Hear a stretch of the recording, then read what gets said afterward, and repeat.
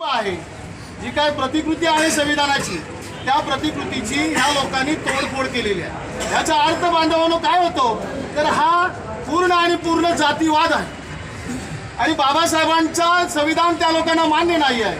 तर मला असं वाटतं की हा जो काय अमित शहा आहे तो चोर आहे आणि अमित शहानी जे काय कृत्य केलेलं आहे संसद भवनामध्ये, ज्या संसद भवनामध्ये संविधानाशिवाय कुठलीही सभा चालत नाही, अशा संविधानाच्या संविधानकर्त्याला तो काय म्हणतो कि अंबेडकर अंबेडकर क्या है, जब देखो अंबेडकर ही कहते हैं, अरे कहीं भगवान का नाम लेके देखो तो 7 जन्मों का पाप धुल जाएगा।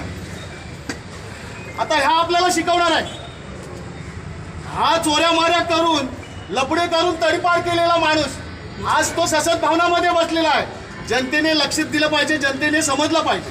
आज आपल्या जनतेमधील अनेक लोक अशी आहेत, आपल्या समाजामधील भडवेगिरी करणारे पण लोक आहेत आणि आज ज्या सरकारला निवडून आले आपलेच लोक आहेत आणि आपल्याच लोकांनी या ठिकाणी भडवेगिरी केल्यामुळे आपल्यावरतीच अत्याचार होत आहेत। म्हणून प्रथम मला असं वाटलं की भडव्यांना ठोकलं पाहिजे।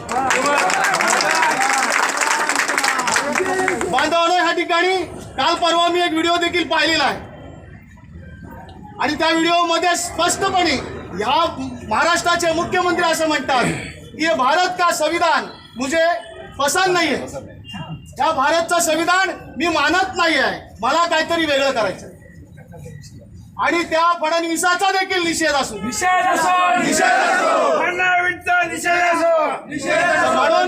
म्हणून तमाम आंबेडकरवादी जनतेला माझं आव्हान आहे।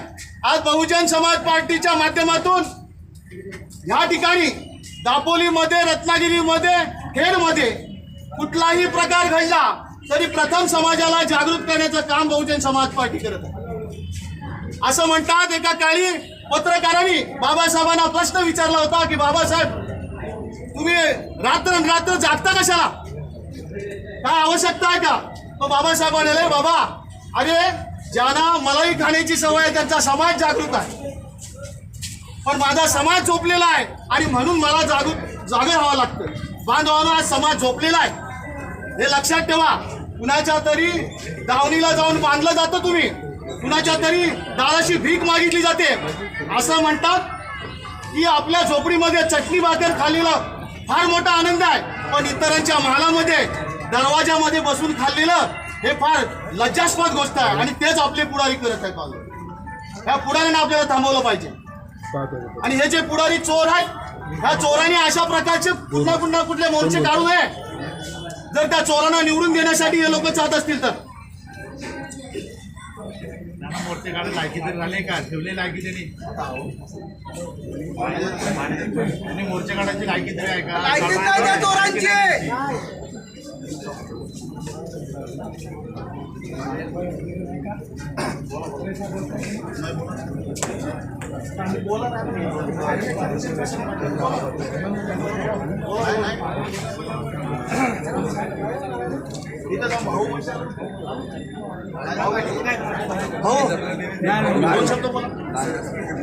बरोबर आहे।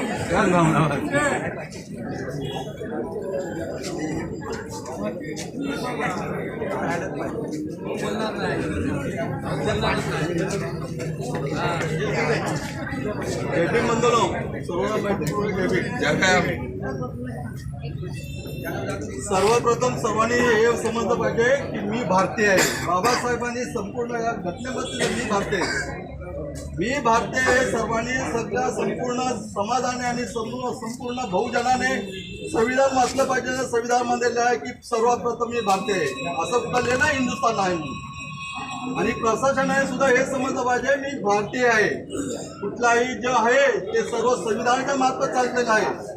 बाबासाहेबांनी सर्वांना समान कायदा, समान नागरी हक्क दिला आहे, एक मत एक वोट। बंधूजनो, मी तो घेतो तो श्वास आणि खातो तो घास ह्या संविधानामुळे। कशामुळे जगतो आहे तर संविधानामुळे। संविधान जर आहे त्या संविधानामध्ये सर्वांना स्त्री शिक्षणापासून तर सर्व हक्क दिलेले आहेत बाबासाहेबांनी। हिंदू कोर्ट लिहिलं